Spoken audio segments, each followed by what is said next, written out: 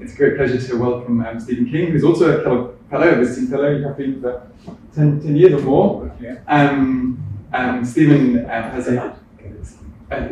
sorry, David, right? Dave has many strings to his bow, including being a world champion in music in college. So we're really looking forward to building our musical profile years ago. But you're not here to talk about that today. You're here to talk about your work in cybersecurity.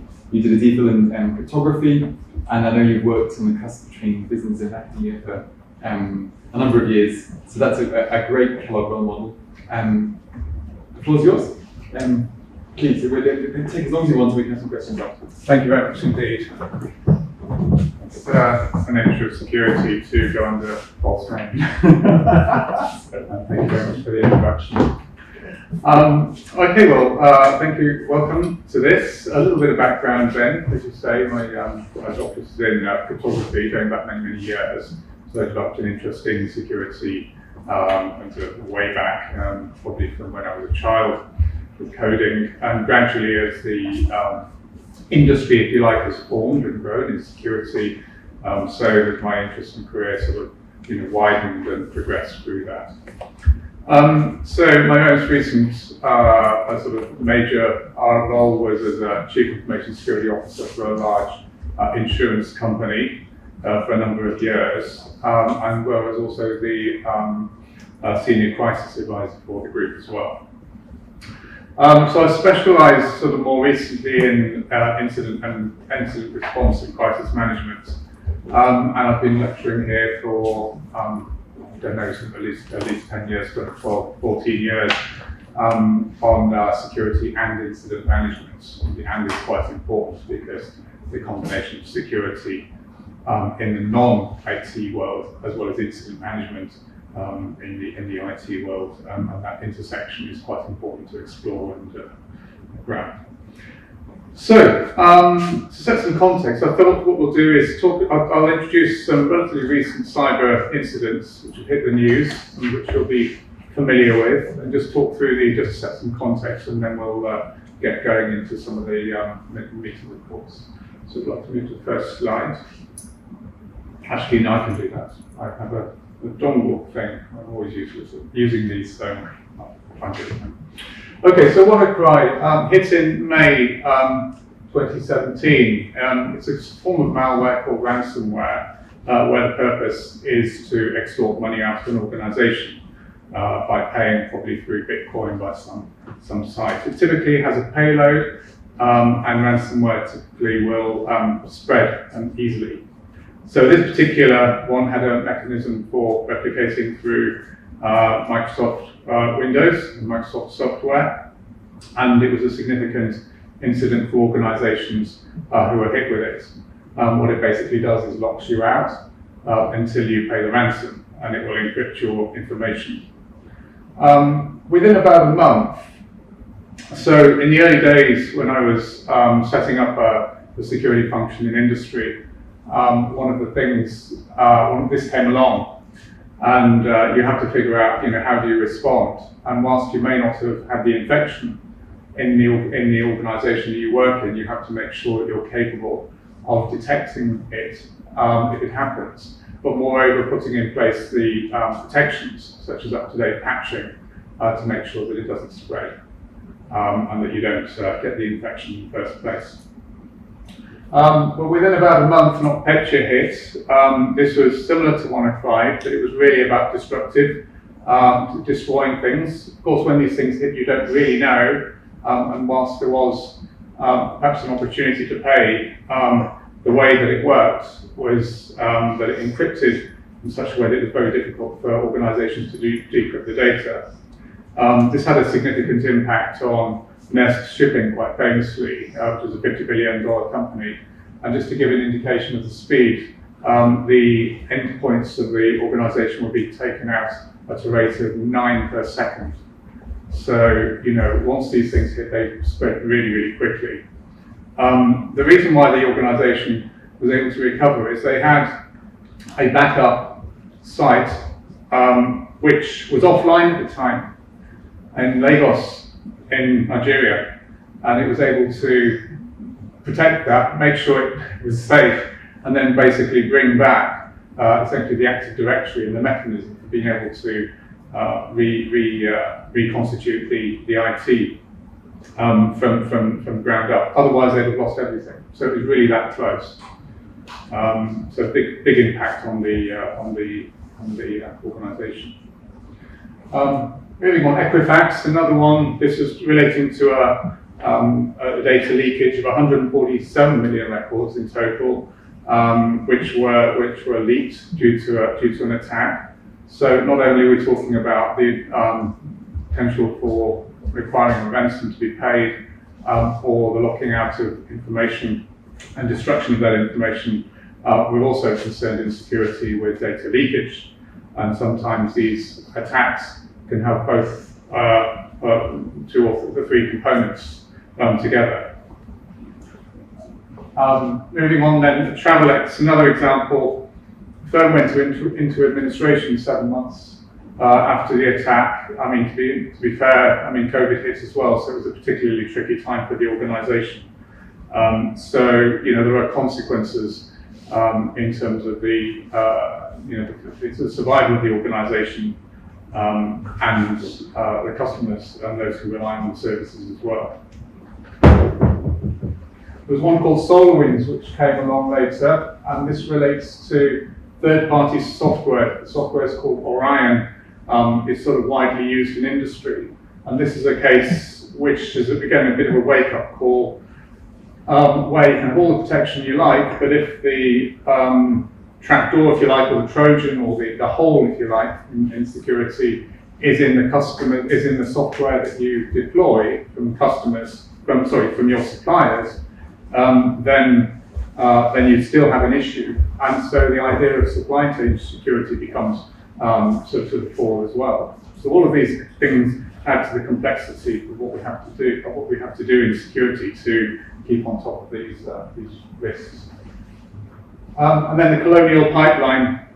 Again, this is not just IT systems, but this is where it actually affects things far more widely. And it's a bit of a wake-up call again for those parts of the industry that operate what we call operational technology, where typically it's often difficult to actually keep things patched and up to date because the technologies that these things operate are dependent often on specific versions.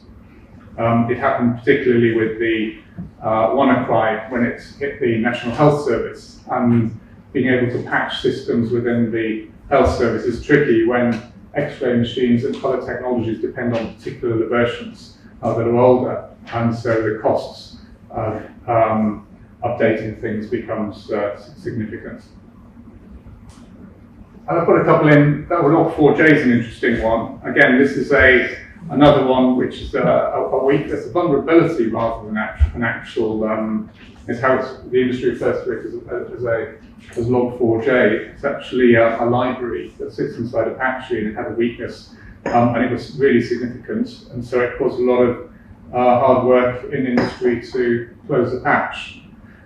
But the question from a response point of view and a crisis point of view is this an incident or not? Because it hasn't actually there hasn't been an incident per se, and yet the characteristics are very much like an incident. And so, in fact, most organizations treated this as if it was an incident. And then it sort of calls into question what do we mean by an incident when it's something like Log4j. And a couple of things quite recent that you may well have seen. So the UK elections watchdog was a victim of a complex cyber attack. One characteristic of this particular attack was it wasn't actually publicised until well after the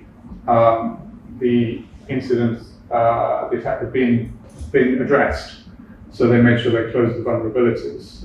That creates some concern because of the transparency, but at the same time, it's also about protecting the assets and making sure they're protected so that they're not exposed unnecessarily. And then finally, with the police service in Northern Ireland, 10,000 records of police and employees were published in error. Now, this wasn't actually a cyber attack, but it does show you the challenges associated with aggregated data, processes and controls, the consequence of this is incredibly serious because it puts at risk people's lives whose information was leaked. So all of these things are really part of what we mean by how do we deal with a crisis in terms of cyber. Okay. So that's really to set some context and so that we know what some sort of common ground on what we're really sort of talking through here. So I'm going to now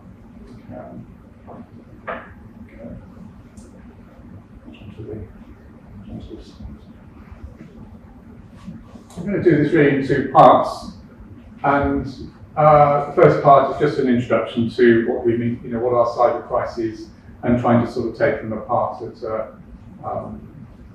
looking at the complexity, looking at what are the components of response, and what are good strategies and good ways of approaching this problem from an organisational perspective, and then the importance of education and training in the piece as well. And part two, there's another angle on similar material, just looking at the topic from a slightly different aspect of what are some of the key things that we can take away when we're thinking about managing crises and significant incidents, and followed by Q&A. So, in terms of what we mean by cyber crisis, this is really about things that are really significant for an organisation. So, in terms of cyber response, organisations, large organisations, financial services organisations, the ones I'm most familiar with, for example, will have an IT function with a cyber function often within it, dealing with what it needs to do. But when we have a security incident, typically, it's handled within that team or within an IT team.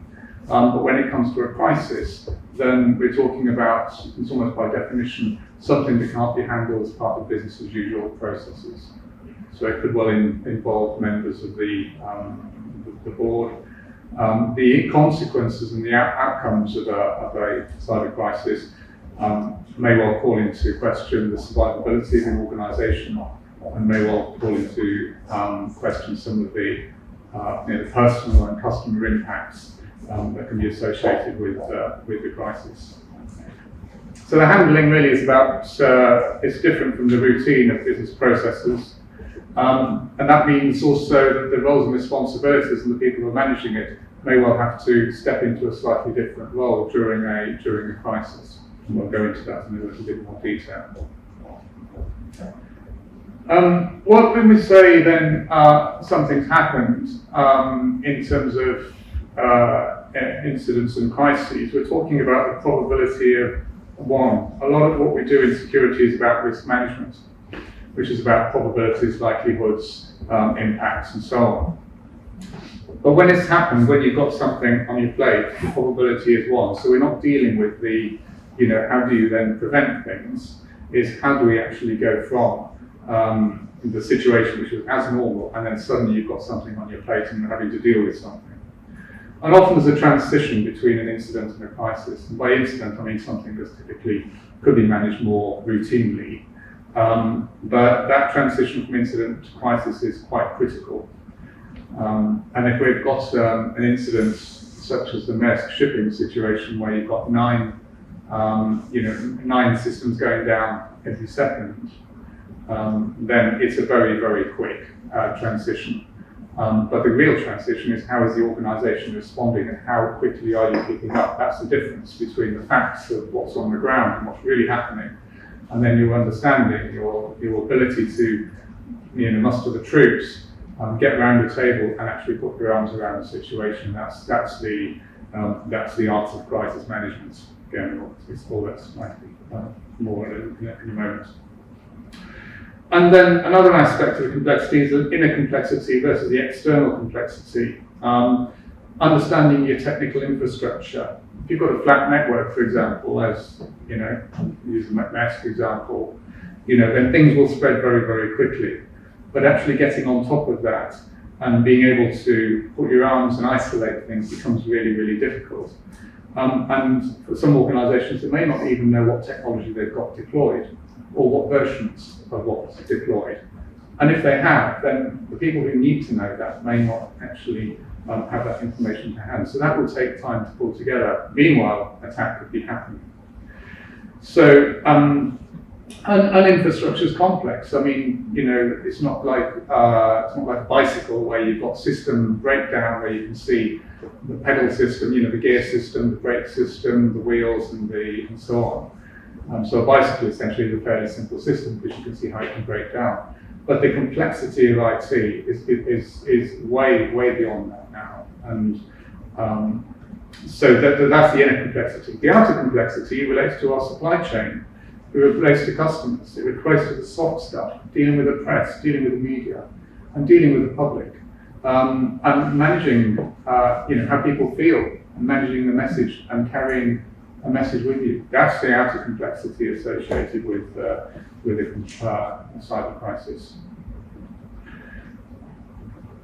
So if we look at the three components of cyber crisis response, well, we've obviously got technology that plays a key role, and so we've got the ability to detect things. So a lot of systems and endpoints and so on keep logs.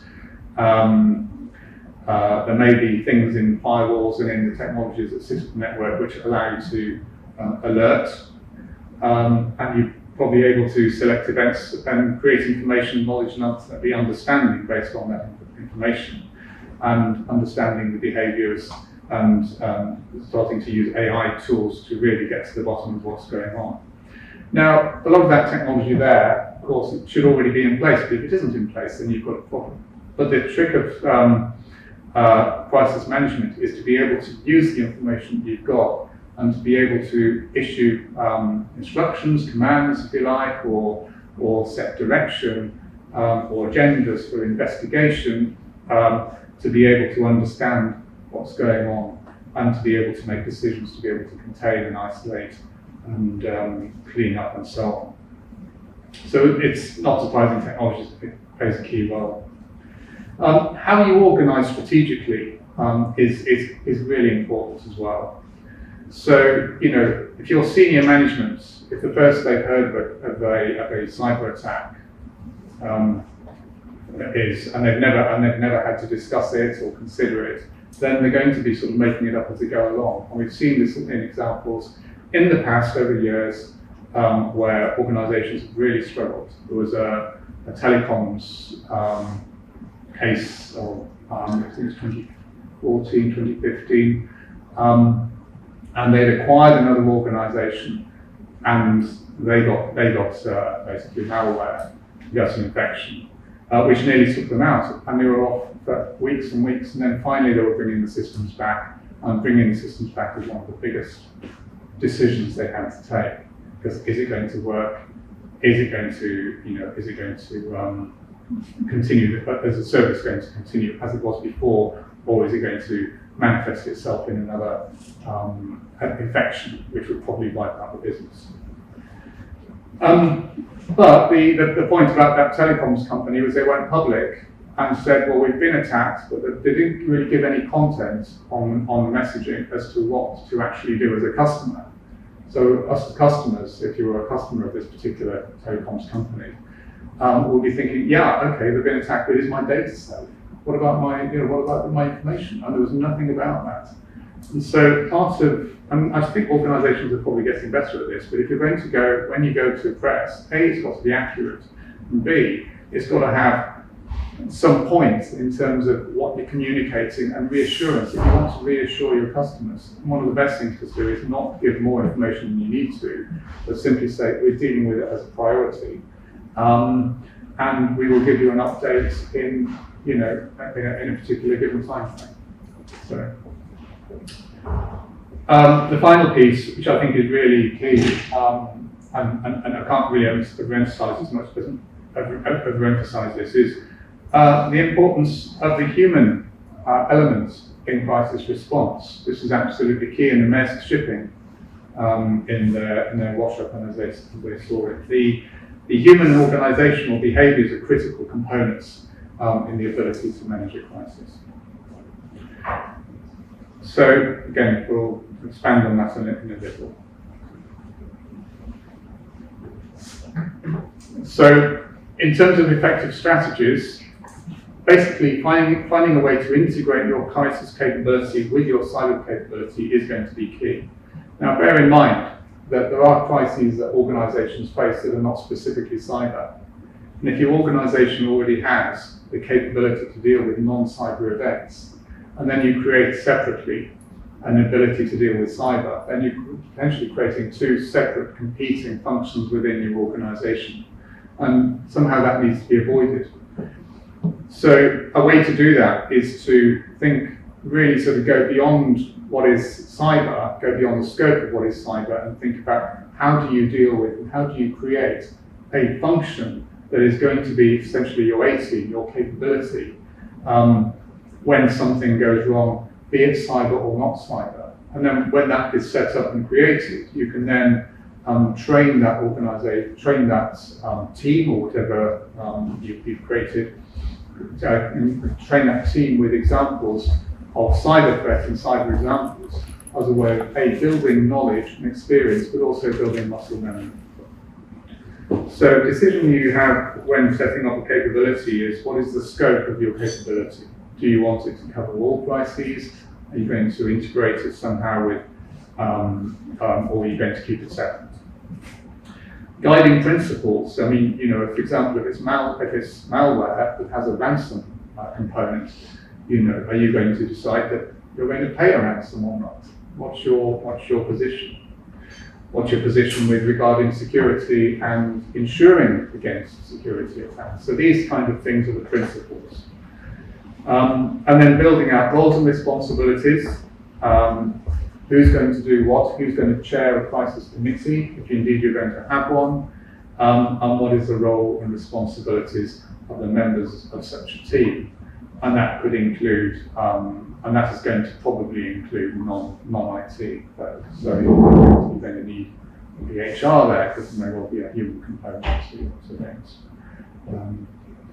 And legal, there might well be legal ramifications of the choices you're making. And if you're an international organisation, then you might need to draw on the legal elements of other parts of your organisation that are resident in different legislatures.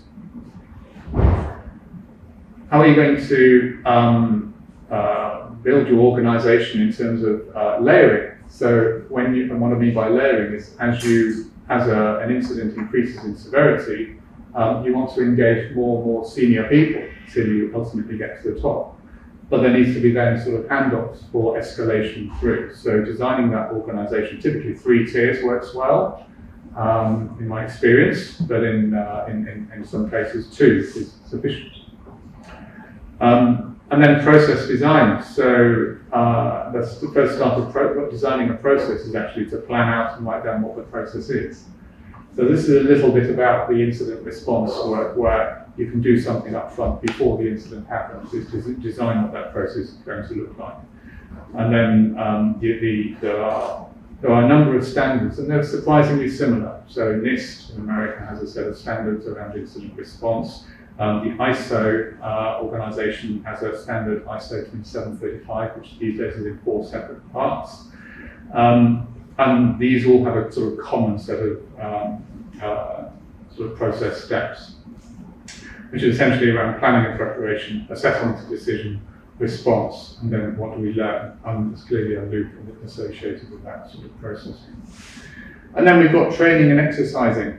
And the different kinds of training we can do a full test, which basically could be a full, let's just turn some of the IT off, you know, literally unplug it and see what happens, and then try and recover and practice and rehearse the response.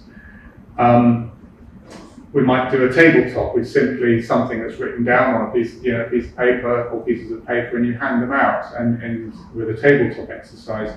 The nice thing is it's relatively cheap to run, and it's effective. And what you have on these pieces of paper, you basically have reveals. So you set out a scenario, you have a crisis team sitting around a table, and as you provide the reveals, that team then has to respond to the reveals. And it's a technique that I use with students as well as in industry. It's surprisingly effective, given how simple it is. So again, it doesn't take a lot of sophistication. And then an even more elementary thing to do is a walkthrough. which is simply to walk an executive or a team through an example and just talk them through it and allow some questions. So there's different types of training and exercises, and they're used in different ways. So the second approach, having talked about integration and designing, is building the capability but informing it by other examples. So in the early days, certainly when I started teaching here on this topic, we haven't really got any great examples of cyber attack. We've got computer viruses, but there are plenty, and there still are plenty of examples in industry of crises that are not related to cyber. I mean, a good example would be the oil spill in the Gulf of Mexico.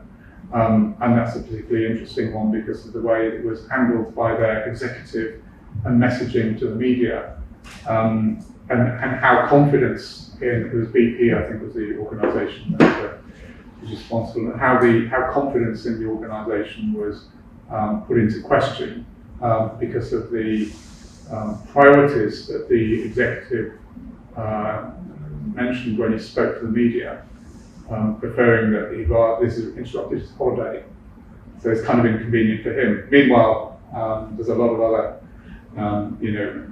people affected and disadvantaged through the spill. So there were a number of things, learnings that you can get from non-cyber. I think it's important also to say that I've seen a lot of playbooks developed in the industry. What I mean by a playbook is a set of processes that when we get this, we do this. And if this happens, and you end up with a decision tree. And I've seen, some beautifully crafted playbooks.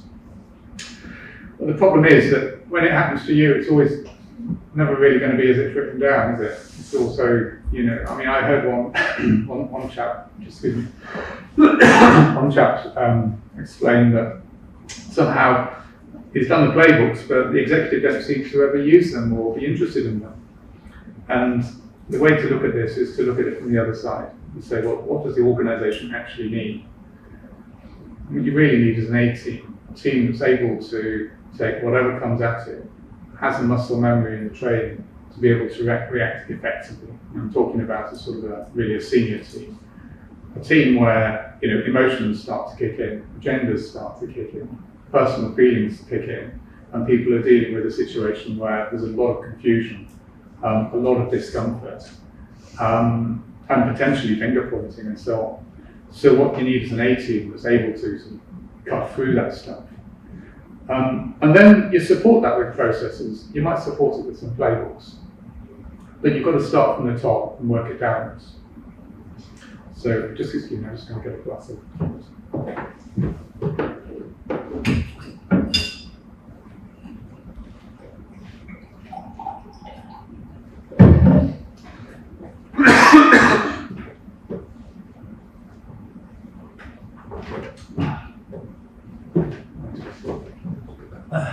Cute. Right, good. So that's got us to the end of that slide. I was just going to show you an example from the ISO standard that I mentioned earlier. So this is taken from a standard that would be used in information security incident management. And as you'll see, you do the work in advance, you do the planning and preparation, and then when an incident happens, you make an assessment. You have to make some decisions about what it is. And typically, you might well do some triaging, which basically means has this sort of thing happened before? Is it say, say for example, a set of computers have gone down and you don't know why. You have some initial questions that you want to test, and it might even be, have you switched it on, say, something like that. But no, the assessment is a triage, and if it requires then more in-depth analysis, then that will go to a specialist team, which will be your security team. And they make decisions and then create a response. But the response itself might actually give rise to other issues, which then need to go back into assessment. So actually, this is really a loop that's going on here. And out of the other side of an incident, we then have the opportunity to learn. So it's all pretty common sense, really, but that's which is helpful in some ways, because it means it's relatively easy to pick up, to learn, for people to get engaged if they're not normally involved. But a couple of changes that have happened in the recent issue of the ISO 27000 standard is the addition of these things called collection of evidence and security during disruption.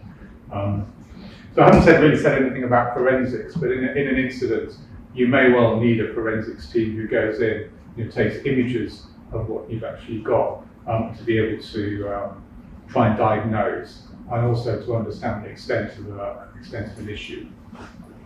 And some organisations may have their own forensics function, but a lot of organisations may well sort of have that on a retainer for one of the big four, for example, who operate some of these services, or another service from industry expertise, so you can bring them in when you need to.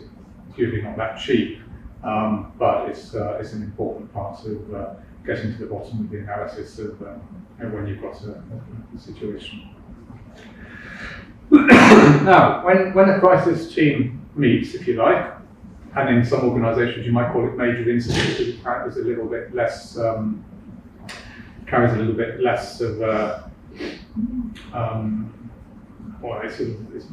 it's more of an objective, if you like, an objective term. Then the kind of considerations that team needs to be making at the moment, at the point that something's happened and it meets, are these areas. These things are really the key to getting on top of the crisis. The first thing to say is you have to take ownership of the problem. You have to accept that, who's going to manage the situation? Well, it's you guys in the room, That's kind of, so there's no point in looking out the window and saying, oh dear, somebody else's problem. It's now your problem, and if you don't deal with it, nobody else's. So it's establishing that ownership of the problem. The threat assessment is important. That's about, what are you dealing with? What's on the plate? What are we looking at here? Is this, you might not even know it's malware. You might not even know what it is to start with. But trying to look at what is it? What's on the plate? In terms of contingency planning, what are the possible scenarios? What are we, and what's the worst case? So, are we looking at ransomware? Are we looking at potential outage? What is the worst case? Could we lose our entire IT? When are we going to be back? And proactive response. What are we going to do and say? How do we establish real authority? And how do you sort of establish the point that we are handling it? So again, containment, not only taking ownership of the problem, but it's isolating. It's trying to find a way to contain that the situation that you've got. And if you've got a flat network, isolating, making some particular decisions to isolate parts of the network so that you can maintain the integrity of at least some of what you're running. And in my experience, what I've done in the past is to provide this and work with the chair of a crisis committee, where this is actually printed on the front page, if you like, of the crisis plan, if you like. And the idea is you're continually thinking about these things as you go through the crisis. You don't just stop and say, well, we've done that. And so somebody sort of like needs to keep on top of that loop of, and ask the questions here. And that way you kind of make sure that you're managing the situation. Makes sense. And then, so those are the sort of things that you might do within the crisis team, having formed it. And then if we're looking at how do we actually make this effective, I mentioned building muscle memory, that's key. How do we ensure that when we get a crisis, we are able to do what we did without having to worry about some of the detail, because that detail, is dealt with. Muscle memory means that we're not worrying about, well, what's your role? We know what the roles of the different people are as we go through the different, as we walk through the exercises. So these things, exercises and drills are really, really important. So I mentioned walkthroughs. The tabletop exercises can be really helpful. And what I've done in the past, you start off with maybe a walkthrough and then move on to a tabletop exercise with reveals.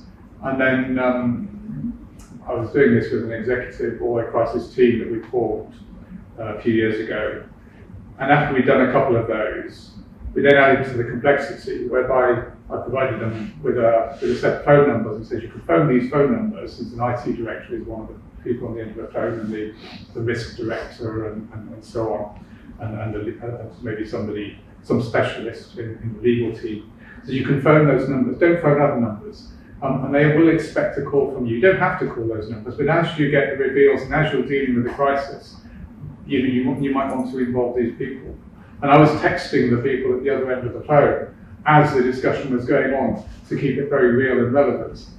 One of the things you don't need to necessarily do is have a lot of different branches within the tabletop exercise handout, because if you script it, you can probably direct the team onto the place you want to get them to, which in a number of cases may well be you're actually dealing with those reveals that actually led you to conclude that you're subject to a ransomware attack, and now what do you do?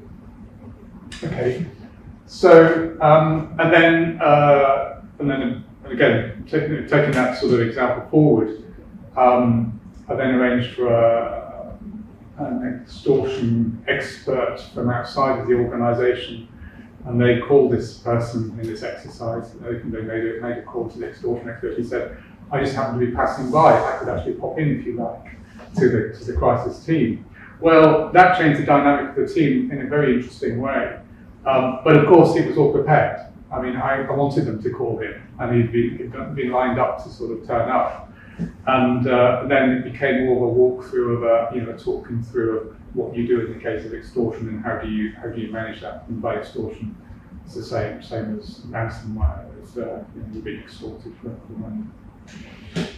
So that's really the end of the first part of my talk. I want to just now go on to look at the same stuff but through a slightly different lens. Really, it's at the learning points, and then we'll open it up for some questions if that's fine.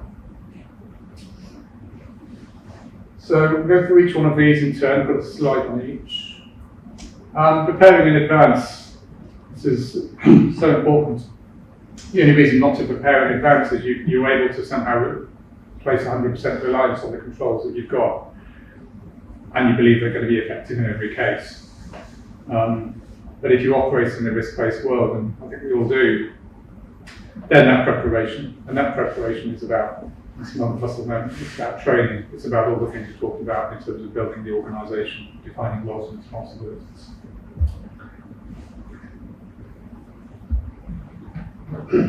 The next one is playbooks aren't sufficient. I think I've made that point, but malware has a knack of changing and having different characteristics, different technologies that you've got. It may be a data breach. Supply chain is a new, but if it's supply chain, there's different. The complete supply chain can affect so many different aspects of an organisation. There was a case in point where there was a cyber attack on a printing company, which is a supplier to an insurance company. And in that particular case, it turned out that printing company prints the letters for distribution to all customers of this insurance company. We're talking about several million letters, every year. And so the question then comes, well, how can they print the letters? They must have some customer information. Yes, they do. So what's that customer information? If this company has been under a cyber attack, what sort of information have they got on behalf of the insurance company? And when you ask those sort of questions, well, you're into something that's way off the playbook, that needs to be thought through. And the events create unexpected consequences. You really don't necessarily know what the outcomes are going to happen as a result of a cyber attack. And you're going to have to be able to manage those consequences, and those consequences have a huge amount of variability. So plan for the unexpected. Next up is keep the design simple. So how, and we talked about this earlier, just how do you integrate your cyber response into a wider framework? And an approach you can use is the gold, silver, bronze, which is a good starting point for this tiered or layered approach, as I mentioned earlier, where your gold is your strategic team, that's your crisis team. Those are the folk who are going to be making the calls on the most difficult strategic issues around, and it's probably going to be at executive level. Your silver team is probably going to be operational and basically mobilizing the operations. So the people on there are going to probably have lots of resources and staff to be able to manage, I haven't mentioned communications, but communications is key amongst all of this. Manage communications internally and help to prepare for external communications as well. And then bronze are you going to be your people actually doing stuff on the ground. Just keep it simple and make sure that people understand the model. And a lot of this about helping people understand in a large organisation about how you communicate the message. Now, the human element, this is a really important piece of this whole topic. So when you're dealing with a cyber event, or when you're dealing with any event, and this is from a publication by a gentleman called Pink in 2000, first thing you have is the indicative onset of an incident, prodromic. It's a bit like the smoke in a corner of a room. It's before there's really many visible symptoms that something's happened. So it might be that a piece of malware has arrived in your system, but you haven't seen any evidence of it yet because it's not necessarily been seen. But then the accused happens, the point of no return. So the payload is triggered, and you get this sort of avalanche of effects. This is a very intense part of an incident. And then it moves on over time to what you might call chronic. You've reached a degree of stability, it's a bit of a mess, and now you're in a position where you've got to start cleaning it up and managing the symptoms and starting to figure out what to do. And then ultimately you want to get to resolution, which is really the target of your crisis management. You want to, and in a resolution it might reveal another crisis in the making. What you really want is this. You really want to go from prodromic to resolution. But what you actually have is this. And if you look at this carefully, you'll see each of the 4 elements is present in each box, because that's how it feels. So when you're in the prodromic, also when you're in the acute, say for example, you might think you've reached the chronic stage. You might think you've resolved it. You might think, oh gosh, well this is the onset of something else. And you're dealing with a team that has feelings and emotions around all of this. And so the trick of crisis management is to recognize that and still manage it through. That it's a really tricky situation for everyone. And that's why muscle memory is so important, because you can eliminate a lot of the variables and so on. And then you get elements around groupthink. So it's trying to avoid groupthink. And there's also another element going on here called the enactment principle, which is about the act of participating in managing the crisis is itself part of the system of the crisis itself. And recognizing that as you go forward, you make commitments. And those commitments can be very hard to undo. And that itself creates a lock-in and may result in suboptimal outcomes. So if we're learning from organizations' incidents, learning from other incidents, what's similar, what isn't, and what do we learn? So Sony Pictures famously had a significant cyber attack. The data's there, you're able to read that from the internet. TalkTalk, a telecoms company we referred to earlier, and then Maersk as well. So when you're responsible for security in an organisation, you look at other organisations not with a sense of glee, but very much with a sort of an open mind of, well, what have they done? What do we need to do differently? And if you've got a good executive, they'll be asking the chief security officer those very questions, if they should be, and the board should probably be asking the same questions as well when something happens. And don't restrict it just to cyber, because there's a lot of learnings So, for example, the team that we set up for managing cyber incidents was the same team that managed COVID-19 when it came, because it was already in place and rehearsed. Which gets us to the penultimate slide, which is really about this practicing and rehearsing. We want to create muscle memory. We want to clarify the roles and responsibilities. So when you're doing a rehearsal and when you're doing an exercise, it helps to sort of flush out the errors, the problems, and that's a good thing. It flushes out any operational issues, communications issues tends to be an issue. It tends to be a thing that often gets flushed out. You know, you need to make a call, but nobody's got the number. Nobody knows how to unlock the voice system that allows a voice message to all staff, for example, because someone's not written down a password. Those sorts of things, you know. But the other piece is the initial moments of a crisis can be critical, so that's a bit that really needs rehearsing. Okay, and then I think it's important then when these exercises happen, is you've got to be able to have the independence to be able to ask questions. You know, how effective were the plans? Did we have the right people involved? And how effective is the team in containing, assessing, looking at the contingencies and preparing? So really looking critically at the performance of the crisis team and indeed the crisis chair, and then finding ways to improve that and address that and raise any concerns. So what we've covered then, is pretty much the end of the talk. It's really sort of a pretty brief overview of the principles of what it takes to build a crisis capability and to operate one, taking into account the wider piece of which cyber is a part. And as you will all know, this whole topic of cybersecurity is not going away, it's just growing and growing. And we don't know what's around the corner. But we need to be as prepared as we can to be able to manage and contain what we have to face in the future. So thank you very much for listening. And,